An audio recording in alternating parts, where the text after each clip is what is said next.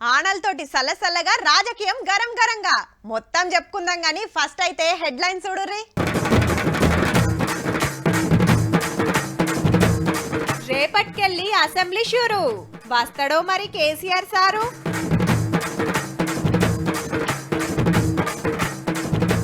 Centre వాళ్ళని అడిగిర్రు నిధులు, ఢిల్లీలో మన సర్కార్ పెద్దలు.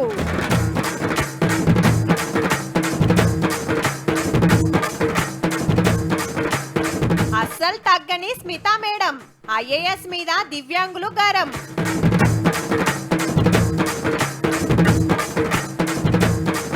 పోలీసులకు జగనన్న వార్నింగ్, ఫస్ట్ నాడే అసెంబ్లీలో ఫైటింగ్.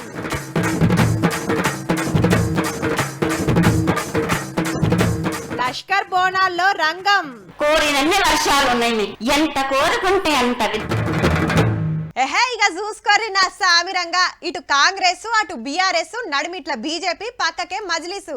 హౌ అసెంబ్లీలోనే ఎమ్మెల్యే ఎలక్షన్లు అయినాక ఓ పారి ఊకున్నారు. ఓ 4 నెలల మందం బడ్జెట్ పెట్టిండ్రు, ఆడి కొడిసింది. కానీ అప్పటికి ఇప్పటికి మస్తు మారింది రాజకీయం. కొత్త ఎంపీలు, జంపింగ్లు, కొత్త పథకాలు, ఎంక్వైరీలు, జాబులు, జగడాలు జోరున్నది. గిసొంటి అలా అన్ని పార్టీల లీడర్లు ఒక్క కాడ కూకుంటే ఇక ఎట్లుంటది మళ్ళా. కొన్ని గంటలైతే అసెంబ్లీ చాలా అవుతుంది. మొన్న నడుమంత్రం బడ్జెట్ పెడితే ఇప్పుడు మొత్తం పెడుతుంది గవర్నమెంట్. అసెంబ్లీ ఎన్ని రోజులు నడిచేది ఇంకా తేలలే గాని టగ్గపారుండు అయితే గ్యారెంటీ. రైతు భరోసా ఎన్ని ఎకరాలకు ఇవ్వాలి, కౌలు రైతులకు ఎట్లు ఇవ్వాలనేది మాట్లాడి ఫైనల్ చేస్తారు. జిల్లాలలో మంత్రులు మీటింగ్ పెట్టి రైతుల సలహాలు తీసుకుంటున్నారు కదా, ఆ రిపోర్టు తయారు చేసి సభకు పట్టుకొస్తారు అన్నట్టు. కండిషన్లు లేకుండా రుణమాఫీ అందరికి ఇవ్వాలని కారోలు లొల్లికి దిగే ఛాన్స్ ఉంటది. పంటలకు బోనస్, జాబ్ క్యాలెండర్, 6 గ్యారెంటీల మీద కూడా గడబడి గ్యారెంటీ. అప్పుడు కరెంటు కొనుడు మీద కయ్యం ముడితే ప్రతిపక్షం కోరినట్టే ఎంక్వైరీ నడుస్తోంది. కాళేశ్వరం మీద విచారణ చేసుకోండి అన్నందుకు కూడా కానివ్వట్టే. ఈ రెండింటి మీద కిసర్ బసర్ అవుతుంది ఎట్లనైనా. మొన్న అసెంబ్లీ పెట్టినాడు బీఆర్ఎస్ బలం 38 ఉంటే ఇప్పుడు 28. కాంగ్రెస్ బలం ఇంకో 11కు పెరిగింది కంటోన్మెంట్ గెలుచుడుతోటి. కండువాల్ మార్చుడు మీద కూడా కొట్లాట అవుతుండొచ్చు. 6 గ్యారెంటీలు అమలు చేసిన డబ్బా కొట్టుకోవడం తప్ప ఏ ఒక్కటి కూడా స్థాయిలో అమలు కాలేదనేది. అటు 8 మంది ఉన్న బీజేపీ కూడా కొలువులు, రైతుల తిప్పలు, హామీల మీద ధర్నాలు, నిరసనలు చేస్తుంది కాబట్టి అవన్నీ అసెంబ్లీలో ఎల్లబెడతారు పక్క. తెలంగాణ గవర్నమెంట్ లోగో, తెలంగాణ తల్లి రూపం మీద కూడా చర్చలు చేస్తారు. ఇవన్నీ ఒక లెక్క అయితే ప్రధాన ప్రతిపక్షం లీడర్ కేసీఆర్ సారు ఇప్పుడన్నా అసెంబ్లీకి వస్తాడా రాడా అనేది ఇంకో లెక్క. రేపు అసెంబ్లీ నడుస్తుంది, మీకు దమ్ము ధైర్యం ఉంటే రండి చర్చలకు. అప్పుడు 20కి ఆపరేషన్ అయిందని దుమ్మాలు కొట్టి జిల్లాలలో పార్టీ మీటింగ్లు పెట్టుకున్నాడు. పార్లమెంట్ ఎలక్షన్ల పతారా చూపించినాకనే వద్దామనుకుంటే ఇప్పుడు ఒక్క ఎంపీ సీటు కూడా గెలవకపోయి ఉన్న ఎమ్మెల్యేలే జంపు కాబట్టిరే. గిసొంటియాల అసెంబ్లీకి పెద్ద సార్ వస్తాడో రాడో, వస్తే మాట్లాడతాడో, రాకుంటే ఏం చెప్తాడో చూడాలి.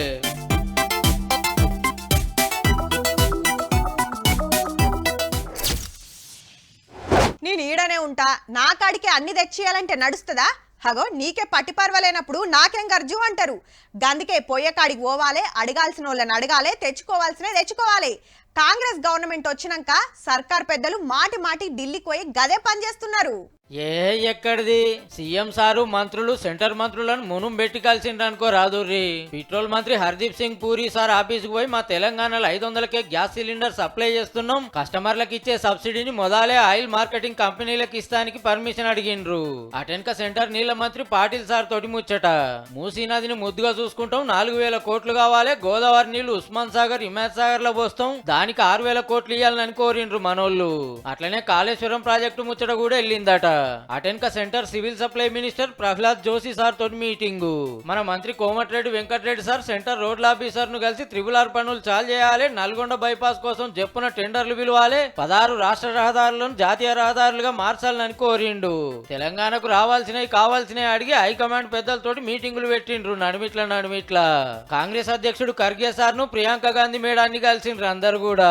రాహుల్ గాంధీ సార్ కాడికి పోయి మనం మాటిచ్చినట్టే రుణమాఫీ చేస్తున్నాం, దాని మీద మీటింగ్ పెడతాం, మీరు తప్పకుండా రావాలని కోరిండ్రట.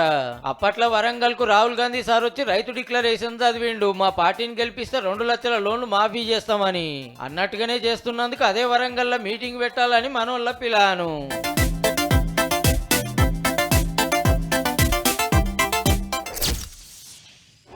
ఐఏఎస్ అంటే దేశంలో చాలా పెద్ద జాబు. సర్కార్ ఏలుబడి నడిపించేదంతా వాళ్ళే. పెద్ద పెద్ద చదువులు చదివినోళ్ళు, అందరికంటే 4 ముచ్చట్లు ఎక్కువ తెలిసినోళ్ళు ఉంటారు. కలెక్టర్ కాంచి షురు చేస్తే చీఫ్ సెక్రటరీ దాకా ముఖ్యమైన పోస్టులలో ఉండి పబ్లిక్ తిప్పలు తీరుస్తానికి ఏమేం చేయాలనో సర్కార్కు చెప్తారు. అవి అమలు చేస్తారు. ఈడిదాకా రావాలంటే మొదలు సివిల్స్ రాయాలే. దేశం అంతటికెళ్ళి పోటీ ఉంటుంది. బొచ్చెడు మంది రాస్తారు. ఒడవోసి ఇంటర్వ్యూలు చేసి కొందరిని సెలెక్ట్ చేస్తారు. అయితే ఇప్పుడున్న ఓ పద్ధతి మంచిగా లేదని ఓ మేడం అన్నందుకు రచ్చ అవుతుంది ముచ్చట. ఎంత లొల్లి అవుతున్నా senior IAS officer Smita Sabharwal madam అయితే అస్సలు తగ్గుతలేదు. సివిల్స్ లో దివ్యాంగులకు రిజర్వేషన్ అవసరమా? ఐఏఎస్ జాబ్ అంటే పబ్లిక్ లా తిరగాలి, అది ఇలా తోట అవుతుందా? గసంటోళ్లకు విమానం నడిపే కొలువిస్తారా? దవాఖాన్ల ఆపరేషన్లు ఏనిస్తారా? పోలీస్ జాబులు ఇస్తారా? మరి ఇదెట్లు ఇస్తారని క్వశ్చన్ల మీద క్వశ్చన్లు చేస్తుంది సోషల్ మీడియాలో. మహారాష్ట్రలో ఓ ట్రైనీ ఐఏఎస్ దొంగ సర్టిఫికేట్లు పెట్టి జాబ్ కొట్టినందుకు ఈ క్వశ్చన్ చేసింది. అవును మేడం, మీరు చెప్పిందే కరెక్ట్ అని కొందరంటే చేలు అట్లెట్లా మాట్లాడుతుంది, దివ్యాంగులను చిన్నతనం చేసింది అన్నటోళ్ళే ఎక్కువ. ఇక కొందరు అయితే పోలీస్ స్టేషన్లలో కేసులు కూడా పెట్టిండ్రు. దివ్యాంగురాలైనా అప్పట్లో ఐఏఎస్ జాబ్ కొట్టి అటెంక రాజీనామా పెట్టి ఎంతో మందికి సివిల్స్ ట్రైనింగ్ ఇస్తున్న బాలలత మేడం అయితే మస్తు గుసా అవుతుంది. ఐఏఎస్ ఐపీఎస్ చేయడానికి ఫిజికల్ ఫిట్నెస్ కావాలా, మెంటల్ ఫిట్నెస్ కావాలా? ఆవిడ పరిగెడుతూ పనిచేస్తుందా, కార్లెక్కి చాపర్లెక్కి పనిచేస్తుందా? ఐఏఎస్లు కావాలంటే అందగత్తలు, ఐపీఎస్లు కావాలంటే మాత్రం జిమ్ ట్రైనర్ సరిపోతారా? ఫిజికల్ ఫిట్నెస్, మెంటల్ ఫిట్నెస్ చాలా ఇంపార్టెంట్. దివ్యాంగులైన జయపాల్ రెడ్డి సారు సెంటర్ మంత్రి అయిండు, స్టీఫెన్ హాకింగ్ తోపు సైంటిస్ట్ అయిండని ఎన్నో గుర్తు చేసింది బాలలత మేడము. 2014లో ఆల్ ఇండియా ఫస్ట్ ర్యాంక్ వచ్చింది డిఫరెంట్లీ ఏబుల్డ్ ఐరా సింగల్. ఆ అమ్మాయి మార్కులు ఇంకా ఎవరు బీట్ చేయలేకపోయారు. ఆవిడ పని చేయట్లేదా ఢిల్లీలో? ఈవిడైనా పని చేస్తుంది హైదరాబాద్ లో. ప్రభాస్ లాంటి వాళ్ళు, మహేష్ బాబు లాంటి వాళ్ళు వచ్చి సర్జరీ చేయరు, మనకి డాక్టర్లే చేస్తారు. ఎంతో మంది సర్జన్స్ ఇండియాలోను అవుట్ ఆఫ్ కంట్రీస్ లో కూడా సర్జన్స్ గా రాణిస్తూ ఉన్నారు. దివ్యాంగులను అవమానించింది, ప్రైవేట్ జాబులు కూడా రాకుండా చేస్తుంది. స్మితా సబర్వాల్ మీద గవర్నమెంట్ యాక్షన్ తీసుకోవాలి, లేకుంటే ధర్నాలు చేస్తామని ఈ సవాల్ ఇసిరింది. రిజైన్ చేసి రమ్మనండి, ఇద్దరు బిల్స్ రాద్దాం. నేను డిఫరెంట్ లేబుల్ కేటగిరీయా, ఆమెకన్నా ఎక్కువ మార్క్స్ నాకు వస్తాయా ప్రూవ్ చేసి చూపిస్తాను. అట్లనే గీ ముచ్చట్లు కూడా యాద్ చేసింది. 2012లో అవుట్లుక్ మ్యాగజైన్ వాళ్ళు ఆవిడ పైన ఆర్టికల్ రాశారు. ఆవిడ చాలా బాధేసింది. ఆవిడ పైన డిఫమేషన్ కేసు వేసింది. లాస్ట్ ఇయర్ ఎవరో తహసీల్దార్ ఆ ఇంట్లోకి దూరాడని చెప్పి ఆవిడ పైన కేసు పెట్టింది. ఆమె పర్సనల్ విషయాలకు వస్తే అంత సెన్సిటివ్. ఈ సున్నితత్వం మాకుందిగా? అప్పట్లో ఓ పేపర్లో స్మితా మేడం మీద ఎయ్యగూడని కాటన్ వేసిరని కోర్టుకు పోతే ఆ పైకం సర్కారే పెట్టుకుంది. ఆవిడ పర్సనల్ లైఫ్ గురించి మేము ఏ రోజున కామెంట్ చేసామా? ఆవిడ ఇన్స్టా రీల్స్ గురించి కామెంట్ చేసామా? ఈవిడకి ఏమిటి? ఈవిడకి పని లేదా? మన కాన్నే కాదు, దేశమంతా చర్చ నడుస్తున్నది ఇప్పుడు. పాత కలెక్టర్లు, లాయర్లు, మేధావులు మస్తు మంది మాట్లాడుతుర్రు. కానీ గా రాష్ట్రంలో దొంగ సర్టిఫికేట్ పెట్టి జాబ్ సంపాదిస్తే ఆమెననాలే, పూరగా చెకింగ్ చేయనందుకు సెలెక్ట్ చేసిన వాళ్ళని అనాలే గాని మొత్తం దివ్యాంగులనే అంటే ఎట్లా మేడము? చూడాలి మరి ఏమైతుందో. ఐఏఎస్ అవడం గొప్ప కాదు, మానసిక లోపం లేకపోవడం గొప్ప. ఎంతో మందికి నాలెడ్జ్ ఉంటుంది, 4 బిట్లు రాస్తే ఐఏఎస్ లో అవుతారు.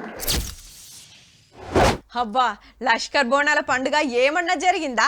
సీఎం సారు పట్టుబట్టలు తెచ్చుడు, మంత్రులు వచ్చుడు, లక్షల మంది భక్తులు, బోనాలు, శివసత్తులు, పోతరాజులు, ఆటలు పాటలు, ఒక సంబురం కాదబ్బా. సికింద్రాబాద్ ఉజ్జయిని మాంకాలమ్మను నిండుగా గొలుసుకొని బోనాలు ఎక్కిచ్చి ఒడిబియ్యం పోసిండ్రు, అందరినీ సల్లగా చూడమని. మర్నాడు అంటే ఇయ్యాల ఏముంటుందో తెలుసు కదా, రంగం. చూద్దాం పాండ్రి మరి అమ్మవారు ఏం పలికిందో.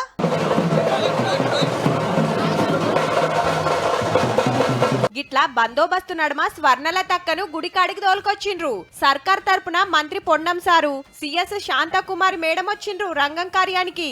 పచ్చికుండ మీద నిలవడంగానే అమ్మవారు ఊనుడుతోని దేవాన దేవతలను తలుసుకుంది. అటెన్క పంతులు అడుగుడు, తల్లి వలుకుడు నడిచింది. మామూలు బోనమైనా, మట్టి బోనమైనా, స్వర్ణ బోనమైనా గాని, ఎవరు ఎత్తుకొచ్చినా గాని పర్వాలేదు గాని సంతోషంగా ఆనందంగా అందుకునేది నేనే కదా. గాలులు ఏ విధంగా కొడతాయి, ఎండలు ఏ విధంగా కాస్తాయి, కాడి కొంటలని సస్యశ్యామలంగా ఉండటానికి కోసం ఎలా ఆశీర్వదిస్తావు?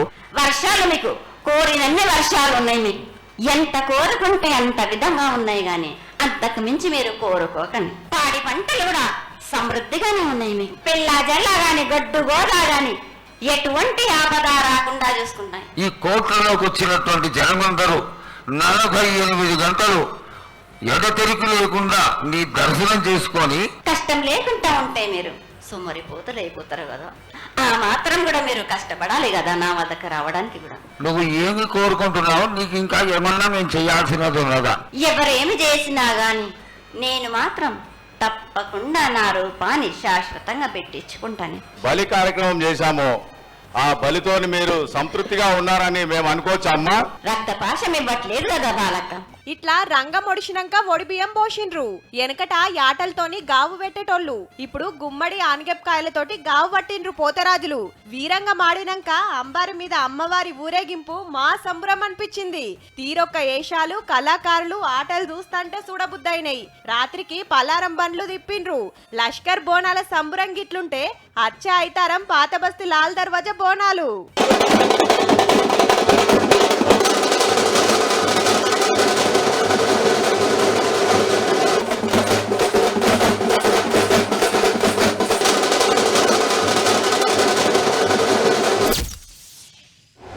అయితారం పుట్ట అట్లా బయటకు పోదామని అనుకొని ఉండొచ్చు చాలా మంది, కానీ జర్రషెప్ కూడా గెర్వీయలేదు. ముసురుకు ఇంట్లో ముడుచుకునుడే అయింది. ఇంత చికెనో మటనో తెచ్చుకొని తిని ఉంటారు. ఊళ్ళల్లా చేపల షికారికి పోయి ఉంటారు. పాల ప్యాకెట్ తెచ్చుకొని ఓ 3-4 మాటల షాయ్ జపరిచి గరం గరం బజ్జీలు దేవుకొని ఉండొచ్చురు. ఇక అలా పొద్దుగాల ఎవ్వరి పని ఆళ్ళదేనాయే. సరే అట్లా పోయేద్దాం పాండ్రి. ఆనల కథ ఎట్లున్నదో. 3 రోజులు ముసురు పెట్టి ఆనలు పడి ఇయాల జరంతా గర్విచ్చింది. 2-3 జిల్లాలలో ఓ డల్లు తప్పితే అంతటా ఎలిచినట్టే అనిపించింది. కానీ వాగులు వంగుతున్నాయి, వరదలు వారుతున్నాయి. కొత్తగూడెం జిల్లా అశ్వరావుపేటల పెద్దవాగు ప్రాజెక్టు కట్టదెగి ఊర్లు పొలాలు ఆగమైతే చూసొచ్చిండు మంత్రి పొంగులేటి సారు. ప్రాజెక్టు రిపేర్లకు 8 కోట్లు శాంక్షన్ చేసి గేట్లు తెరుసుట్లా లాపర్వ చేసిన ఆఫీసర్ల మీద సీరియస్ అయిండు. ఎకరానికి 10,000 రూపాయల చొప్పున ఆ సిల్ట్ రిమూవ్ చేయడానికి. వాగులు వంగుతుండే వరకు ములుగుల ఉత్తార్ల ఏరియాల్లో తిరిగి పబ్లిక్ కు పైలని చెప్పింది మంత్రి సీతక్క. ఇప్పుడైతే రాత్రి మగల్లో పోలీసులు కానీ కలెక్టర్ వాళ్ళ సిబ్బంది కానీ ఎప్పుడు కాపులో పెట్టుకున్నాము. పోయినసారి మనకు తెలియకుండా అట్లా ఎవరు అంచనా వేయలేకపోయినాం. భద్రాచలం కాడ గోదావరి వరద 48 అడుగులు దాటితే 2వ ప్రమాద హెచ్చరిక పెట్టిండ్రు.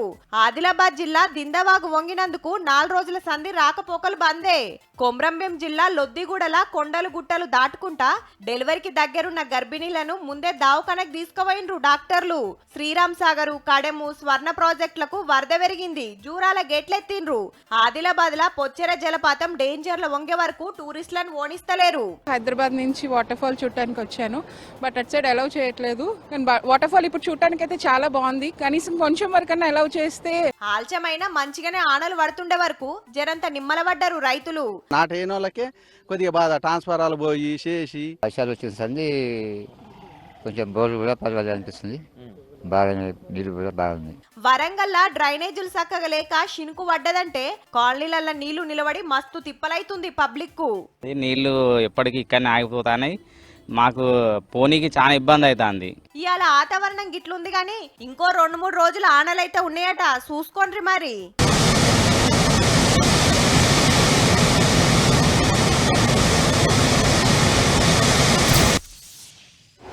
కొట్టాడు, తీసుకున్నాం, మా టైం వస్తుంది, మేము కొడతాం అని 6 ఏళ్ల కిందట నంద్యాల ఉప ఎన్నికల్లో ఓడినాక జగన్ సార్ చెప్పిన డైలాగ్ ఇది. అప్పుడు సారు ప్రతిపక్షంలుండే నేనున్నాను, నేను విన్నానని పాదయాత్ర చేసి పార్టీని పవర్లకు తెచ్చి సీఎం అయిండు. నడిమిట్లా చంద్రన్న శపథం, వైసీపీ ఓటమి, గెలిచిన కూటమి పవర్లకు వచ్చింది. అదే జగన్ సారు ఇప్పుడు గిట్లా అంటున్నాడు. మెడల కర్రె కండువాలు చేతుల అట్టముక్కలు పట్టుకొని అసెంబ్లీకి వస్తుంటే ఇట్లా పర్మిషన్ లేదని ఆపేసిండ్రట పోలీసులు. ప్లకార్డులు చింపేసినందుకు పోలీసులకు గిట్ల వార్నింగ్ ఇచ్చిండు పాత సీఎం జగన్ సారు. మధుసూదన్ రావు, గుర్తుపెట్టుకో, ఎల్లకాలం ఇలా మాదిరిగా ఉండదు. నీ టోపీ మీద ఉన్న సింహాలకు అర్థమేమిటో తెలుసా? అధికారంలో ఉన్న వాళ్ళకు సెల్యూట్ కొట్టడం కాదు, ప్రజాస్వామ్యాన్ని కాపాడడం కోసం మీరున్నారు. లోపలికి పోయినాక కూడా గీదే లొల్లి. గవర్నర్ గారు సర్కార్ రాసిచ్చిన స్పీచ్ చదువుతుంటే గడబడి చేసింది వైసీపీ. పాత గవర్నమెంట్ లో అప్పులు పెరిగినాయి, కంపెనీలు పోయినాయి, డెవలప్మెంట్ కాలేదని పాఠం ఒప్ప చెప్తుంటే అధికార పార్టీ వాళ్ళ జేజేలు, ప్రతిపక్షం డౌన్లు. మా పార్టీ వాళ్ళని కొడతారు, మా ఆఫీసులు కూల కొడతారు అని జగన్ అన్న ఎమ్మెల్యేలు జరసేపు జంగు చేసి నడుమిట్లనే బయటకు వచ్చిండ్రు.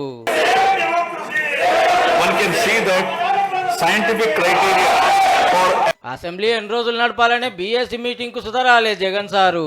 అయితే పాత వైసీపీ ఎంపీ, ఇప్పుడు టీడీపీ ఎమ్మెల్యే రఘురామకృష్ణరాజు గారు జగన్ అన్నను కలిసి దినం అసెంబ్లీకి రమ్మని కోరితే సరే అన్నాడట. ఫస్ట్ నాడే గిట్లుంటే ఇంకో 4 రోజులు ఆంధ్ర అసెంబ్లీ ఎట్లుంటుందో పో.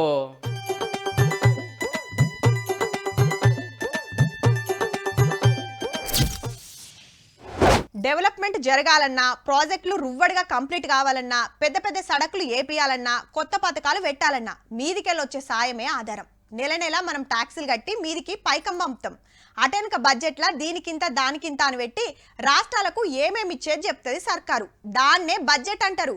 గది రేపు పెట్టబోతున్నారు పార్లమెంట్లా. ఇంతకు ఇయాలేమైందంటే తెల్లారితే పార్లమెంట్ లో బడ్జెట్ పెడుతుంది సెంటర్ పైసల మంత్రి Nirmala Sitharaman madam.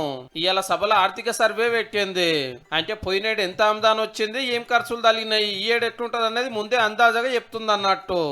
Reforms also are coming up with ease of doing business and treating both the all stakeholders with great comfort. ఇక నీట్ రద్దు మీద ఇండియా గ్రూప్ కు సర్కార్ గ్రూప్ కు రచ్చ నడిచింది. ये मंत्री जी रहेंगे तो न्याय नहीं मिलेगा बच्चों को. कांग्रेस पार्टी की क्या मजबूरी था नेता प्रतिपक्ष की, उन्होंने उस बिल को उनका क्या. The minister has blamed everybody except himself. పోయిన నెల జరిగిన మీటింగ్లకు రానందుకు ఇవాళ ఎంపీగా ప్రమాణం చేసిండు హిందీ యాక్టర్ శత్రుఘ్న సింహా సారు. అందరికి ఫాయిదా అయ్యే బడ్జెట్ పెడతాము, అన్ని ముచ్చట్లు మాట్లాడతాము, ప్రతిపక్షాలు లొల్లి చేయొద్దు అన్నాడు మోడీ సారు. आज का बजट हमारे उन 5 साल के कार्य की दिशा भी तय करेगा.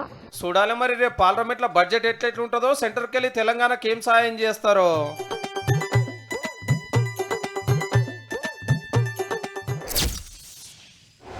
అబ్బా చెప్పున రారా బాయ్, అన్ని పోతున్నాయి. నీ అవ్వ నీకు పట్ట శాత కాదేం కాదు, తినమంటే బిర్రగా తింటావు. కాకా నీ భర్త కానీ కడుగున్నాతోని కాదే, నువ్వే పొతం పెట్టి అలా జరా. అనుకున్నా కౌస్ అనగానే ఆడ పనిడ్చి పెట్టి వస్తావని అప్పుడే అనుకున్నా. కానీ నువ్వేంద్ర నాయన నేనేసిన కాన్ని వేసినావు. అసంటకు జరుగు. జరగవయ్యా, నా బిడ్డకో 2 కిలోలు పంపిస్తా. ఒకల పట్టక ఒకలు దిగిర్రట. హౌ చేపల షికారికే. కరీంనగర్ జిల్లా కొత్తపల్లి చెర్ల సాగుతున్న చేపల జాతర ఇది. ఎక్కడోళ్ళక్కడ వలలు వరిసి పట్టుకొని చుట్టూ నిలబడ్డారు. వచ్చిన చేపలు వచ్చినట్టు వలల జిక్కుడు, ఇల్లు గడ్డకు తీసుకొచ్చి సంచుల్లో నింపుడు. అగో ఒక్కొక్కటి తక్కువ లేవు పో, 3 కిలోల నుంచి 5 కిలోలు దాకుంటాయట. ఈ చేప చూడు నోరు ఎట్లా తెరుస్తున్నదో, చేతులు ఆగుతూనే లేవు. 3 రోజులు ఆనలు దంచి గెరివిచ్చే వరకు పబ్లిక్ అంత ఇట్లా చేపల వేటకు దిగిర్రన్నట్టు. కొత్తపల్లి చెర్ల పతేడి ఇంతే, వరదకు ఎదురెక్కుతుంటే వీళ్ళు వలలు పట్టుకొని తయారుంటారు అన్నట్టు. ఇవాళ పొద్దున్న నుంచే 7 గంటల నుంచే ఒక 3 క్వింటాల చేపలు పట్టినాం. మంచిగా ఫ్రెష్ చేపలు. పొద్దుగాల నుంచి 3 క్వింటాల చేపలు పట్టిరంటే చూడురిగా. ఇంతకేమేం చేపలు దొరుకుతున్నాయే? ఇలా మొత్తం గ్యాస్ కట్టు, రవ్వులు, వాల్గలు అవి పడుతున్నాయని. ఈ అన్న అయితే గంట సేపట్లనే సంచి నింపుకొని పోతున్నాడట. కూలి పడ్డట్టే అని చెప్పుకుంటే చిన్న మురిపం కాదు. గంట సేపు కూలి పనులు వెళ్ళినట్టేనా? ఈ ఏడుచేరంతా చిన్నగానే ఉన్నాయి చేపలు. 3 రోజులు ఇదే పని మీద ఉంటారట చుట్టుముట్టు ఊరోళ్ళంతా. వానకాలం వచ్చిందంటే ఇదే పని పోయడం కూడా పని వదిలిపెట్టి ఇక్కడికి వచ్చి 2 రోజులు 3 రోజులు చేపలు పట్ట. చేపలు పట్టే ముదిరాజన్నలు సుతా వలలేస్తున్నారు కానీ పబ్లిక్ ఎక్కువ అయ్యే వరకు వీళ్ళకి దొరకకుండా అవుతున్నాయట. వరదకు ఎదురెక్కుతున్నాయి కాబట్టి ఏమన్నా తట్టలేదు అంటున్నాడు అన్న. ముద్రా సంఘం వల్ల ఒక 40 మంది ఉన్నాం, వాళ్ళు ఒక 200 మంది ఉన్నారు. అలాంటి ఇక ఇంట్లో మందం ఉంచుకొని కడవై అమ్ముతున్నారట అగ్వకే. అటు ఖమ్మం జిల్లా అంజనాపురం నిమ్మవాగులు ఇదే కథ. నిజామాబాద్ జిల్లా బోధన్ బెల్లాల చెరువు మత్తడి దుంకుతుంటే వలలు పట్టుకొని షికారికి దిగిర్రు అన్నలు. ఆడ ఈడ అని ఏం లేదు, వాగులు వంగి మత్తడి దుంకిన కాడల్లా జోరుగా నడుస్తుంది చేపల షికారి. ఇక మంచిగా పులుసు పెట్టుకొని 3 రోజులు మురుసుకుంటా తింటుండొచ్చు రూపో.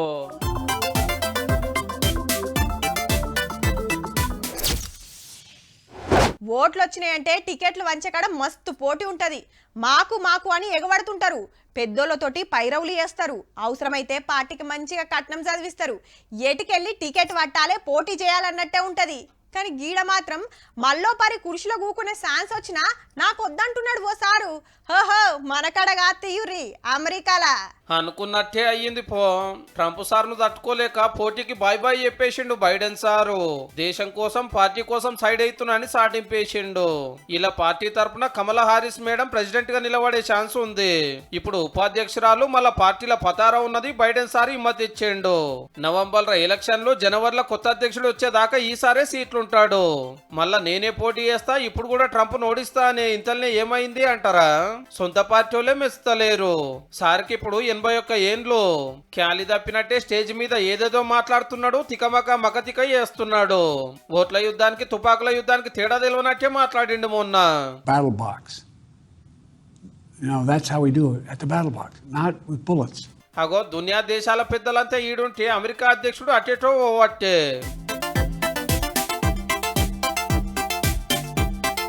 ఓ పారి విమానం మెట్లెక్కుతుంటే కాల్ జారింది, ఇంకో పారి కన్ఫ్యూజ్ అయ్యిండు. ఏ బైడెన్ సార్ పానం బాగలేదని ప్రచారం సురువు చేసిరు పడనోళ్ళు. అట్రోకి చూస్తేనేమో ట్రంప్ గారు తయ్యు నాడబట్టే అటాక్ జరిగినా అదరలేదు బెదరలేదు, ఇంకింత పతారా వేరుగే. గిసొంటి టైంలో పెద్ద మనిషి నిలబడితే గెలుచుడు కష్టమని పార్టీలో చర్చ నడిచే వరకు సారే సైడ్ అయ్యిండు అన్నట్టు. అయితే ప్రెసిడెంట్ సీట్ కు పోటీ పడాలనుకుంటున్న కమలా హారిస్ మేడం తల్లిది మన తమిళనాడే. ఇప్పుడు ఉపాధ్యక్షురాలు పదవిలో ఉన్నది.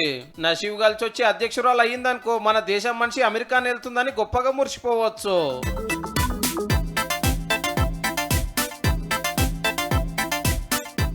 చూసిండ్రు కదా, ఇక ఇవ్వుల్లా ఇయాల్టి తీన్మార్ ముచ్చట్లు ఉంటామల్లా. నమస్తే.